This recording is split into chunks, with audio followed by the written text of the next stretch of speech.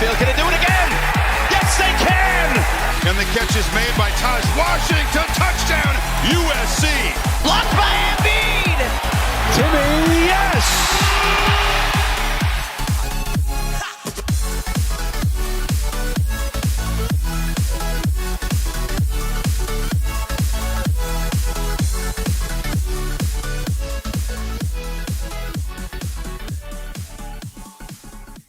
Hello, everyone, and welcome back to the Beef Upfront podcast here on Pick Swap Media. This year is Ryan Coyle, joined by Joe Kmetz as we now transition from the weekly college football show to the weekly college basketball show. We will still be doing our college football playoff preview, national title preview, of course, but every weekend from here on out till we reach the conference tournaments, we'll be breaking down the 10 best college basketball games from Friday to Sunday on the schedule. Loaded slate to start off for our first 10 games, but excited to make this transition, get talking hoops some more. But as always, welcome back, Joe, and how are we? I mean, I'm fantastic. It's that time of year. We're getting, into bowl season for college football. Like you said, New Year's 6 playoff preview, that'll happen a little bit down the road. But right now, this is the time of year where, the casual fans start diving in more to college basketball because there's just less football to watch. Even like the NFL regular season is starting to kind of get into that position, like winding down, there's a playoff picture starting to form. And pretty soon we're going to be full go. This is going to kind of be a little bit of an appetizer for the next month. Once we kind of hit after the national title game, it's going to be all in. So, I'm excited. And this is the time of year, you get some good games, conference play starting up soon. And let's get into it. Yeah, this is like the interesting show because we're still, I think, starting to get to know some of these teams. Like we have Washington on here, we have Penn State on here, we have Oklahoma on here, we have Nebraska on here. Some teams that maybe they'll wind up being pretty good this year. Maybe they just have played a pretty soft schedule so far. So this is an interesting show to kind of start it off and then kind of reflect back as we go. Because who knows, maybe 3 weeks from now we could look back and 7-2 Washington could be sitting at 3 or 7-7, win 3 games the rest of the way. So it's always fun to kind of project out from here. So some of these teams are playing tonight. So we don't have all the records in there, but we do have the rankings if these teams are ranked. But we will start it off, as I said, we go through from the best games from Friday to Sunday. So we have 1 Friday, we have 8 Saturday, and then we have 1 on Sunday. So all the betting lines aren't out yet on the apps just due to it being a few days away for some of these games and college basketball, like I said, with teams playing. So we use this site, haslammetrics.com. They give you out like projections. So based off of their projections for these games, I made up the lines and the over-unders just based off of the scores they gave. So we have on Friday night, 7-2 Washington at number 18 Gonzaga, who is 6-3. 9 o'clock tip-off. I believe it's on like the Root Network or something like that, some weird channel that doesn't exist. But they have a projected score of 80-65 Gonzaga. So we'll set the line at Gonzaga minus 14.5 and over under 145.5. Yeah, cool. I mean, like you said, Haslametrics, great site. And this is, Washington, one of those teams. I believe our first college basketball show of the year last year, we had Louisville, DePaul. I know you were kind of saying that. Like, those teams were both in the top 25, and they both ended up, like, missing the tournament and, like, being low seeds in their conference tournaments. Like, like you said, we could look at Washington, who's 7-2 in a month, and they're 8-11. Like, there's going to be a lot of these teams, that could kind of fall that way. And like you said, this is the first show of the year, so I'm kind of firing from the hip because I will admit, outside of my Huskies, which no, let's try this again. There we go. Outside of my Huskies, which are playing like one of the best teams in the country right now. I haven't watched as much college basketball as I would have liked outside of the Big East games. So that being said, I'm going Gonzaga 81, Washington 63. Gonzaga is one of the teams I've watched a couple games of. I remember watching that aircraft carrier game at Tin Pan Alley. This Gonzaga team is a little bit vulnerable. I don't remember a Gonzaga team being this kind of question. I already used vulnerable like since that 2015 when they were like a 10 seed, but they made it to like the Sweet 16. Like they went on a little run. Might have been an 11 seed. Off the top of my head, I can't really remember that well. Drew Timme, even though it feels like he's 30, I'm actually older than Drew Timme, which is crazy to say out loud. even though he's a senior. But really, I mean, this is a kind of a prove-it game for Gonzaga. You have the more well-known university from your state coming in. I know in terms of basketball, Gonzaga's been the better program. But, if you're Gonzaga, you still want to show, especially with rumors of them going to either the Big 12, Big East, or Pac-12, that you could step up against another power conference team in your state and kind of handle them. Coyle, I know Haslam has the line at 14.5. This is, once again, going off of ESPN, and this is projecting a line for a game we're taping this on Thursday, over 24 hours away. It says Gonzaga is favored by 17.5. So I love it even more. I have Gonzaga 81, Washington 63. So I have Gonzaga covering the 14.5. Really love this line by Haslametrics. I am going under. No, did I do my math right? No, I think that game actually goes over by half a point. So I actually took the over of 143.5. Math is wrong, Joey. That math would put you at under. That would put you at 144. Yeah, that's 143.5. 145.5. It's 145.5.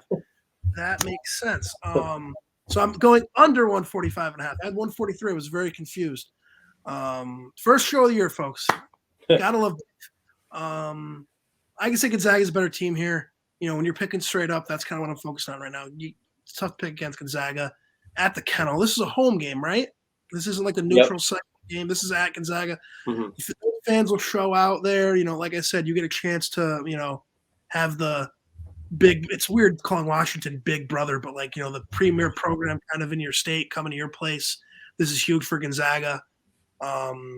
Give me the Zags here in a pretty comfortable win.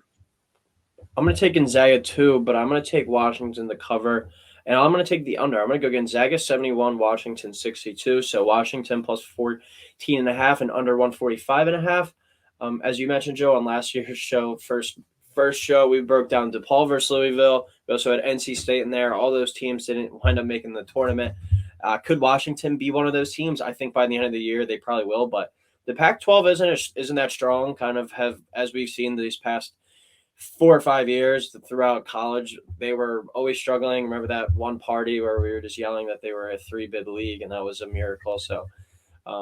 So maybe Washington does have a chance to make some noise, but this is a really big game for them. And even though Gonzaga hasn't been dominant this year, still it'll be a huge resume boosting win because you'll get Gonzaga come March. I don't know if they'll be a 1 seed this year just because of losing all these marquee non-conference games, but they'll probably run through the West Coast again, maybe drop one game, and they'll be sitting there around 4 or 5 losses by season's end. That's a big win for Washington if they are a bubble type team. Washington is a very good defensive team, only allowing 63 points per game, and they're averaging 6 blocks and 7 steals per game on the year. So it's a team that can play some defense. If they're able to limit Drew Timme, it's a big if. They should be able to hang around in this one. I just don't think that they have enough to win at the Kennel. But I'm going to take them to cover. I think this is a pretty big spread, and I think their defense can kind of slow down Gonzaga from that up-tempo pace we usually see them play. So go Gonzaga outright, Washington plus 14.5 and under 145.5. All right, now we go to Saturday. First game is in the Big Ten. We got 6-3 Penn State at number 17 Illinois, who's 7-2. 12 o'clock on the Big Ten Network. Projected score on Haslam has it at 72-65. Illinois minus 6.5 over under 136.5. 69-64. I believe Penn State's going to cover that 6.5. I just feel like, kind of going off of my college football logic, this is going to be a hangover type game for Illinois. Huge win against Texas the other night. Number 2 team in the country. That's big for the Illini.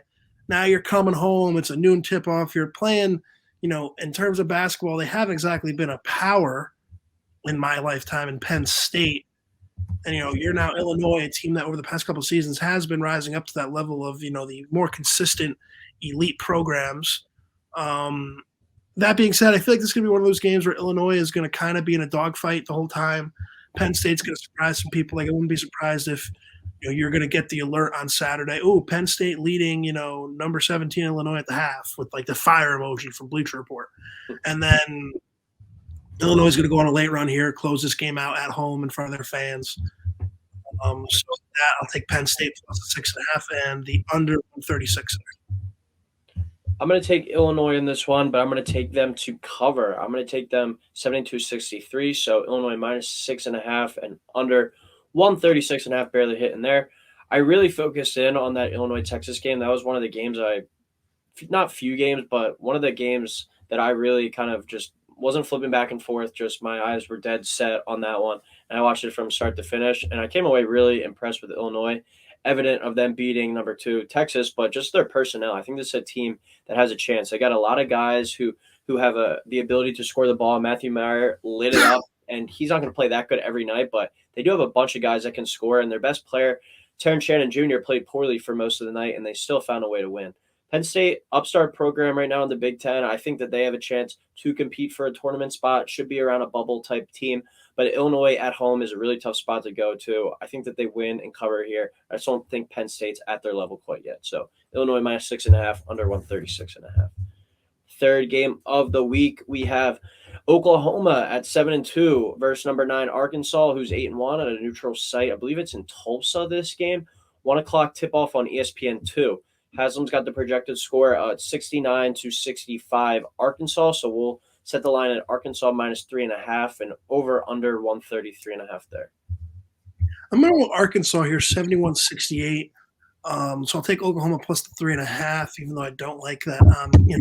Right along that, that half point there. I'm going to take the over of 133.5. I'm very confident about the over in this game. Not so confident about the spread. Oklahoma has a loss to Sam Houston State at home on their schedule. I know it was the first game of the season. And this is an Oklahoma team that last year, Coyle, you and I kept making fun of. I believe they were the team that was like 15-14, and they were still, for some reason, like on the bubble.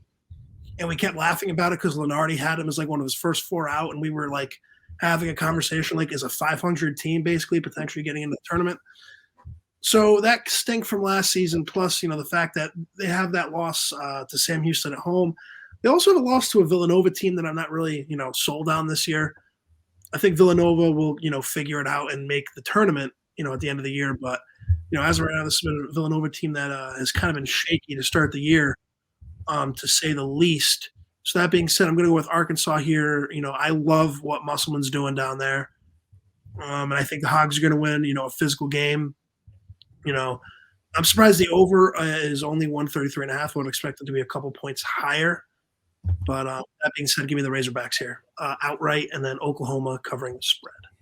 I'm going to take Oklahoma here outright. I'm going to take him 64-60 over Arkansas. So give me Oklahoma plus 3.5, and I'm going to go under 133.5. The only reason why I could see Oklahoma winning this game would have to be a low-scoring affair. Nick Smith Jr. is healthy and in the lineup now for the Razorbacks. I expect them to get rolling, but not quite yet in this matchup. I don't like this matchup for them. I like the Sooners to win this one, with it being a neutral site game. If this was at Arkansas, I definitely would be taking them, but it's a neutral site. I think that plays a factor, and it's in Oklahoma too, so I think you'll see some more of their fans down there. Eric Musselman teams typically are bigger, faster, more strong, more athletic, and they just want to kind of get up and down and use their athleticism to their advantage. And I think Porter Moser-led teams, we used to see with those Loyola Chicago teams, they want to play in like the 40s, 50s, or 60s, slow it down, run their offensive sets, play really good man-to-man defense in the half court, and kind of limit the other team's possessions, just really muddy up the game. I think these are two kind of contrasting styles. So Oklahoma only allowing 57.9 points per game so far this year, which is 16th in the country. I think that they're going to give Arkansas some trouble in this one in a style that they don't really see much of in the SEC. So I think the Sooners find a way to pull off a big resume-boosting win here, win this one late, and they win this one outright. So Oklahoma plus 3.5 and under 133.5 for the line. Now we go back to the Big Ten, where we have number 4 Purdue. I think maybe the best team in the country right now, at least the most impressive so far at 9-0. At Nebraska, who's 6-4. Big year for the Nebraska program and Fred Hoiberg. If they don't make the tournament, I think we see him out. But this one is at 2:15 on the Big Ten Network. Projected score 72-62. So we're going to set the line at Purdue minus 9.5, over under 133.5. What are your thoughts on this matchup, Joe? I'll keep this one short and sweet for you, Beef. Purdue 81, Nebraska 59. Zach Edey is a monster down low. This is also just Nebraska basketball. I'm sorry. They're 6-4 right now. They don't really impress me. They have a weird win against Creighton, which was surprising. I will admit that.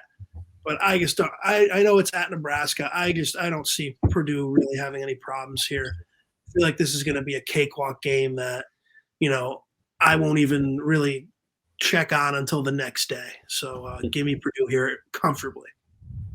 So Nebraska's rolling in this one. Oh yeah, Nebraska's going to now win by 60, and Zach Edey's going to tear his ACL. Oh jeez, don't say that. If I pick a game, it's going to go the opposite. I'll take Purdue 74, Nebraska 60, so I like them to win pretty comfortably as well. -9.5 there for Purdue and over 133.5 in. I'm going to say out of the list of these teams compared to last year's that we touched on with DePaul, Louisville, NC State, Nebraska, has the chance to be the most of as like a DePaul where they start out kind of hot, they find a way to win a few marquee games, but then they really fizzle out and finish near the bottom of their conference. They do have that impressive win, though, over Creighton, who's going to be one of the top teams in the Big East this year. Otherwise, though, until proven otherwise, you can't pick against Purdue just because of Zach Edey and the way that he's been dominating in this full role that he's had now with Travion Williams out. He's the clear-cut National Player of the Year at the moment. I'm not the biggest believer in them still long-term, as I think you need a dynamic guard in the tournament. If you had Jaden Ivey back another year, they would be very, very scary, but they don't have that yet. It seems like the guys on this team are more like system guards, and they're going to be playing good team basketball that we typically see from Purdue, but they don't have like a game changer at the guard spot, which kind of worries me about them. Nebraska is able to get hot from three in this one. They can hang around, and I think this would be a really big win for the program and help kind of propel them into Big Ten play, but I just don't see it in this one. But at home, they have been a historically pretty tough team, so it could be a little bit more interesting game than we think, but I just don't think they have the horses to contain Edey. So give me Purdue to win, -9.5, and then over 133.5. All right, now probably the marquee game of the weekend. You got number 8 Alabama, who is 7-1, at number 1 Houston, who's 9-0. 3:00 tip-off on ABC, a rematch from last year's game where Alabama, I believe, beat Houston by 1. Projected score of this one was surprising to me, 70-59 Houston. So we're going to set it at Houston -10.5, over under 129.5. Yeah, I'm going to be calling my shot in this one, kind of how you called South Carolina money line against Tennessee in football. I'm taking Bama here 83-75. Over 129.5. Obviously, I would take Bama plus the 10.5. This is a Houston team that is very impressive. I do not want to get that misconstrued in any way. However, they have had a very long runway to take off this season. Their 3 best wins are neutral site against St. Mary's, which was really in Fort Worth, Texas, so not that neutral site. Beat them by 5. At Oregon is their most impressive win, in my opinion, and Oregon isn't even that good. They beat them by 10. Then their third most impressive win is a neutral site game against St. Joe's. And Coyle, you being a Philly guy, you know that St. Joe's is St. Joe's.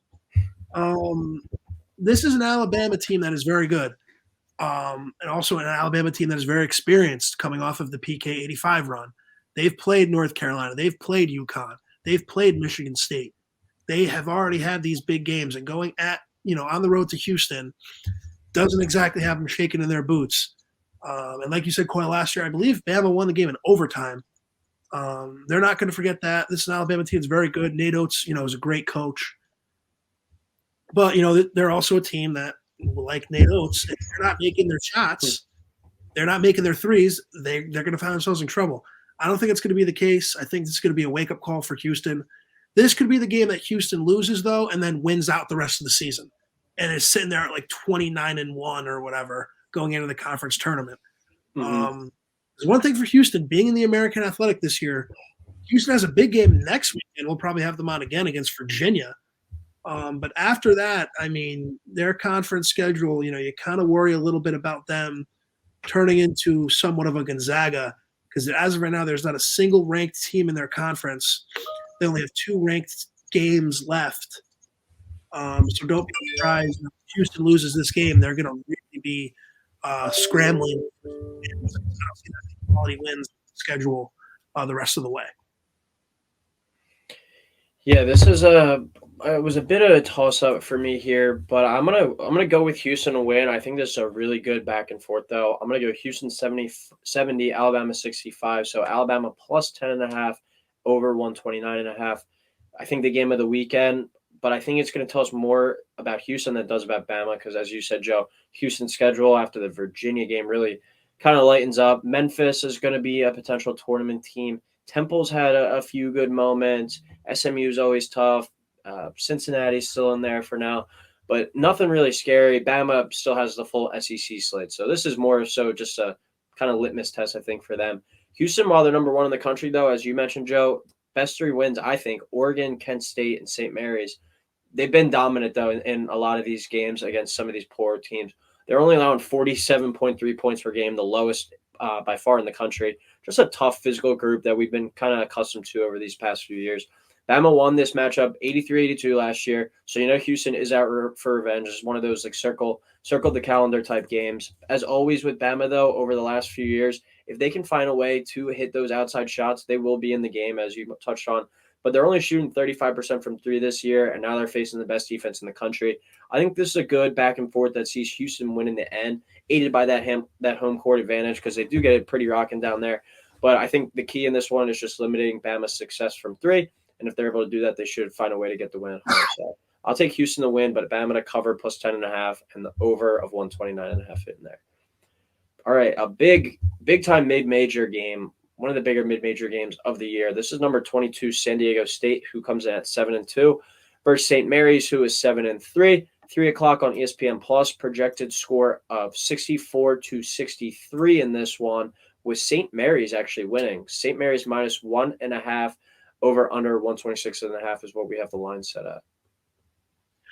Coyle, you said it best. This is a massive mid-major game, and I think it's a little bit bigger for St. Mary's than it is for San Diego State because San Diego State came in the season preseason top 25, and traditionally, as long as you're a preseason top 25 team and you don't have any, really massive screw-ups, you'll be fine. You'll make the tournament. I think San Diego State is going to have that type of season. And they also have a deeper conference than the WCC that St. Mary's plays in because outside of Gonzaga, there's not a lot of quality wins. I guess this year, you can maybe say San Francisco, just coming off of their tournament success from last season, or at least their tournament appearance from last season. So that being said, it's going to be a massive game for St. Mary's. I have them winning 59-55. So I'm going to take St. Mary's to cover that 1.5 point spread. And I will take the under of 126.5. Like, not a lot of watching of these two teams. I'll have my hand up. I'll be accountable. I'm just kind of picking, shooting from the hip here. As the show goes on, as the season goes on, I will have more seasoned picks. So we'll see where this game ends up. But give me the Gales here. And what I think is an upset, but according to the spreads, would not be. I'm going to take St. Mary's too. I will take them 54-53 over San Diego State. So San Diego State cover plus 1.5, under 126.5. I agree, Joe, that this game is bigger for St. Mary's as they're always, it seems like, last four in or first four bye or last four buys or whatever. And they're usually right around 5 or 6 losses. Already being at 3 losses, you lose this one. That doesn't give you much room for error in the conference play unless they do some real serious damage. I was expecting San Diego State to be as good as they were that COVID year where I believe they were undefeated most of the way. They might have dropped the game like the conference tournament. I think they lost to it was Utah State beat them. Utah State. I remember it was the week before COVID. We were playing cornhole in your backyard in the middle of February. So that I think they were undefeated up to then, right? Maybe if they had a loss, it was only one. Yeah, but I remember maybe I'm thinking of Dayton. Them and Dayton were 1 seeds. Yeah, so don't bring up the bad memories. I think that San Diego State coming into the year, that was kind of the expectation that they would be kind of that good. And they have 2 losses already, albeit to Arizona and Arkansas, but still, this is a big game for them. You don't want to get to 3 losses before Christmas for a mid-major team that has kind of aspirations to maybe be like a 3 or 4 seed. But it's a good chance for both these teams for a resume-boosting win as they head into conference play. I'll roll with St. Mary's, though. I think they're playing with more of like a desperation factor, and San Diego State's going to have a few more chances for quality wins in the Mountain West, and St. Mary's will in the WCC. So low scoring as evident by 54-53, fist fight type game. The Gales find a way to win by 1, but give me San Diego State to cover the 1.5. All right, next game we have number 11 Auburn at 8-0 versus Memphis. Neutral site game. I believe this one is in Atlanta. So, Memphis is coming in to this one at 7-2. 5 o'clock tip-off on ESPN2. Projected score of 66-65 here. Memphis minus 1.5, so the Memphis winning and over under 131.5. I'm going to go with Auburn here, 67-64. Not a lot of reasoning, just that I like Bruce Pearl. And I feel like Penny Hardaway, coming off of the last couple of seasons, has a lot to prove. And I don't know if he's going to be able to prove it here. Auburn is a pretty good basketball team. Now, I'm saying this, and Memphis could win this game by 30. So, who knows? Like I said, not really a lot to go off, though. I guess like Auburn, I guess like Bruce Pearl, I feel like, they find themselves in a lot of gritty games. And I guess it's going to be another one of those, like a textbook Bruce Pearl physical win. And Auburn's going to, get a massive marquee win for them coming, up on SEC conference play. I'm going to go Memphis. I'll take them 76-73 in this one. Memphis minus 1.5 over 131.5. Another intriguing non-conference matchup before the 2 yet going in conference play, like you said, Joe. This is the first of 3 games in a row, though, for Memphis against SEC opponents, with matchups looming against Bama and Texas A&M as well. So a really big stretch here. I think that they need to grab 1 out of 3 in this stretch, because if you lose all 3, you're sitting there at 7-5 heading into American play with not really much to show for it. I like their chances, though, in this one. I'm not sold on Auburn, as they have yet to beat a top 25 team, and their guard play, just like last year, remains a question in my eyes. This game means a lot more to Memphis than it does to Auburn, as I touched on with Alabama, Houston, as it meant a lot more to Houston than it does Alabama, because Alabama will be playing a ranked team 9 out of 10 nights, most likely, in the SEC. So this is a big-time non-conference resume-boosting neutral court quad 1 win for Memphis. It means a lot to them. I think that they're going to have some big emphasis on this game, and I think Auburn is due for a bit of a letdown. So I've been impressed by the play and what I've seen from Memphis this year. SMU transfer guard Kendrick Davis, I think he's going to be the difference against Auburn's guards that I'm not sold on, just like I wasn't last year. So give me Memphis 76, Auburn 73, Memphis minus 1.5, and over 131.5. All right, now we go to the Big 12 in the SEC in this one.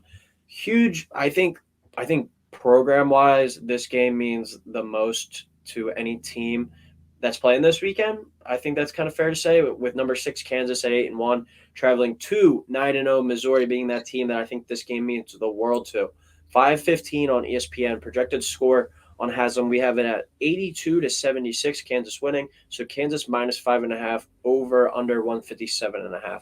Thoughts on this matchup, Joe? I'm going to take Kansas here, 86-71. This is gonna, this reminds me of one of those games where, normally it's the other way around with Kansas being little brother, but Missouri men's basketball's little brother. This used to be a huge rivalry, for those who don't know, before Missouri left to go to the SEC.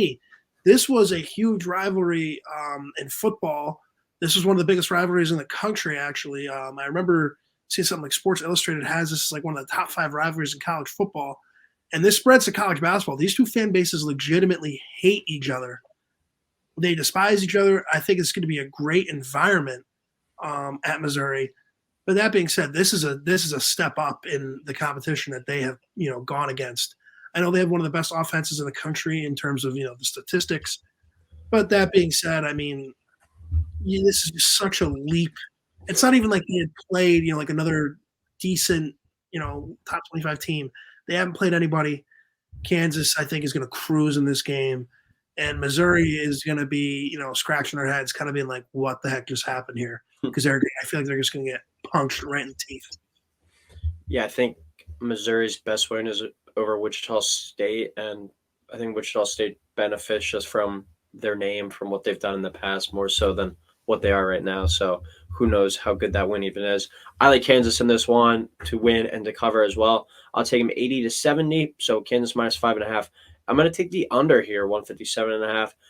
Like we were talking about before, they haven't beaten anyone, but a chance to move for Missouri to 10-0 at home against a rival that's a blue blood team like Kansas under a first-year head coach. this is just a super big statement win.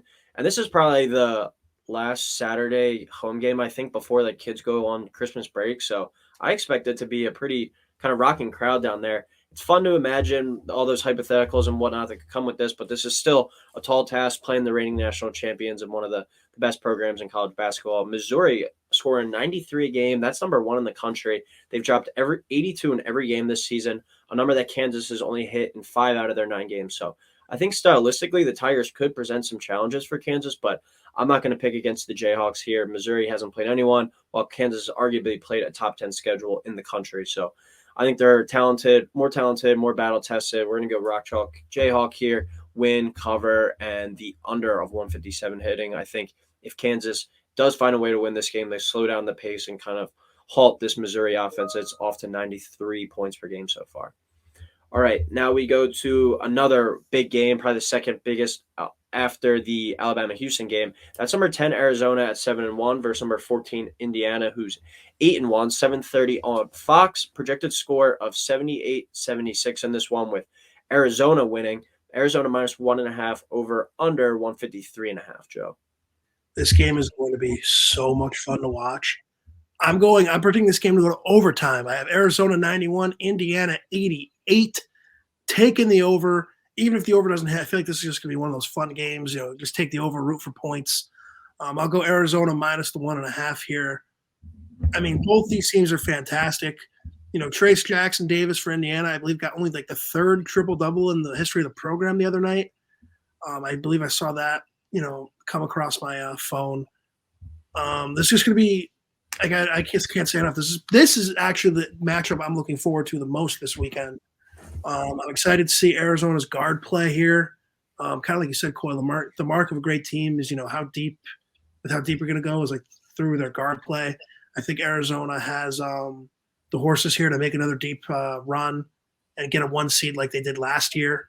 I know they got upset in round of 32, didn't they? No, they beat TCU in overtime. That's what it was. Okay. Yes, they were on the ropes in the round of 32.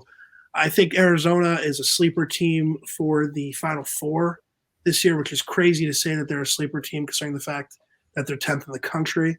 But, don't be surprised if you see Arizona sitting there, the second weekend of March. Hey, this is a pretty good basketball team. So I'll give you the Cats here in overtime. I like Indiana. I just feel like they're half a step away from being part of the really elite teams. Last year, they were one of those last 4 in.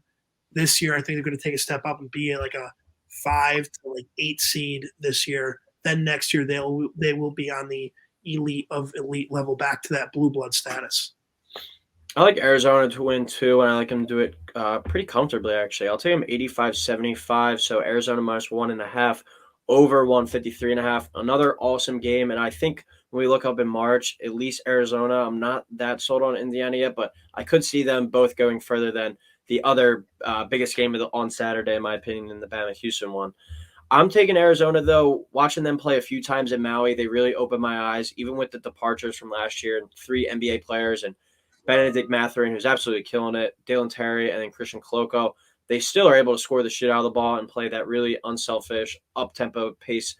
So Kirk Ariza doing a great job running the show there, averaging 7.8 assists per game, good for 4th in the country. Pretty impressive start for him. I just don't think Indiana has the horses on offense score for score with Arizona and keep up at that pace. They have to muck it up to win this one, but I just believe Arizona and their offense, and I think Ballo, the big man for Arizona, is going to be able to limit Trace Jackson Davies to kind of take them out of their rhythm. So give me Arizona in this one. Neutral site game, though. It should be a really fun atmosphere in this one.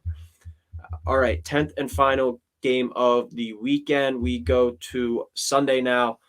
Joe, give a little rant before you go into this one. Number 13, Maryland at 8-1 versus number 7, Tennessee at 8-1, 4:30 on FS1.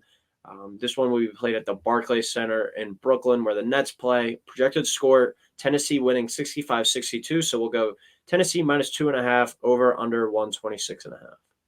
So before I get into the little TV rant, like I typically do, I'll go Maryland 79, Tennessee 74.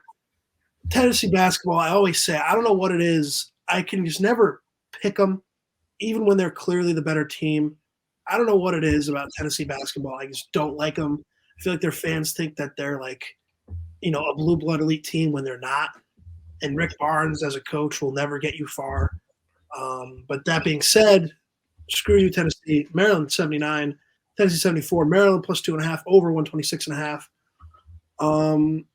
I just don't know when you're sitting there in the preseason and you're scheduling these marquee college basketball games. You could say, what's a great idea? Let's schedule a game right at 4:30 on an NFL Sunday. I mean, the whole point is we got to try to maximize viewers. This is a product on TV that networks are going to want to take. There's probably going to be less than 50% of the arena filled for this game because I don't know how many fans of Tennessee basketball are going up to Brooklyn to watch this game on a Sunday. Same goes for Maryland. I know Maryland's a lot closer to New York than Tennessee is, and these are also two teams that have no real history against each other, like SEC, Big Ten. It's a very cool non-conference game. I'm excited for the matchup, but this is a game I probably won't even watch because I'm going to probably be watching whatever the 4:25 game is. I believe the Broncos are playing the Chiefs. I'd rather watch that rock fight than this game. So give me that being said, they'll give me Maryland. It's just a shame that they did this because both of these teams are pretty good teams. I'll go Tennessee 68, Maryland 60, Tennessee minus 2.5 over, just hitting there at 126.5. You kind of touched on it all. It's stupid that this game is being played at this time and this location, but still a great game. And I'll probably check in at some point on it. But both these teams have proven thus far that they can score and defend, a rare balance that is hard to find unless you're looking at some elite level squads, with which these two teams appear they might be. This one's going to be physical, back and forth, and might wind up actually being the game of the weekend, which is a shame because it's in this window. But I think Tennessee is a little more advanced at this stage of their program. I think they got a few more dogs on the team than Maryland right now. So give me Tennessee to win, to cover, and the over hitting there. All right, that was our 10 games. Before we head out quickly, one more college football game to break down. We have the annual Army-Navy game. We'll hit on this real quick. Army favored by 2.5, over under only at 33. This game will be at 3 o'clock on Saturday afternoon at Lincoln Financial Field. What's your pick here, Joe? Beef, I've got news for you. According to FanDuel, Army's actually a 2.5-point dog. Wow. Navy is a 2.5-point favorite. I believe Army opened as the favorite because I remember looking at this game, Yeah, that must have a lot. Show. It definitely did because Army at one point was, I think, a 2.5, 3-point favorite. That being said, though, I always pick Army. It's no real reason. Both my, grandparents were in the Army, so I just kind of pick Army here. But yeah, salute. That being said, give me Army 20, Navy 14. I have the over of 32.5 as of right now. Like I said, looking at this live. I'm going to take Army on the money line. Big Army guy, beat Navy. Sorry, Jimmy. I know you're a big midshipman guy. But I will be taking Army here. This is one of my favorite games to watch every year. And it's just, I don't know why, because the football isn't always the best. But there's something about watching Army-Navy that makes me I love it. I'll take Army, and I'm going to take the over as well. So we're both going to look like clowns when the under hits again. I'll take him 23-17. Like you said, it's always a cool game to check in on. It's not one of those ones where I'm going to be sitting down glued to the TV start to finish, but I feel like it's one of those traditions that you got to flip the TV on and at least tune in at some point. So give me Army 23, Navy 17. All right, well, that'll wrap it up for our first college basketball show of the year, as well as the Army-Navy preview. We will be back next week with, I believe next week's slate of games is even better than this one. So excited to keep it rolling going forward. Anything else, Joe, before we head out? That time of year, start getting used to it, folks. College basketball season. Let's dive right in. Let's have a great year. All right, well, that'll do it for this week, and we will talk next Thursday night.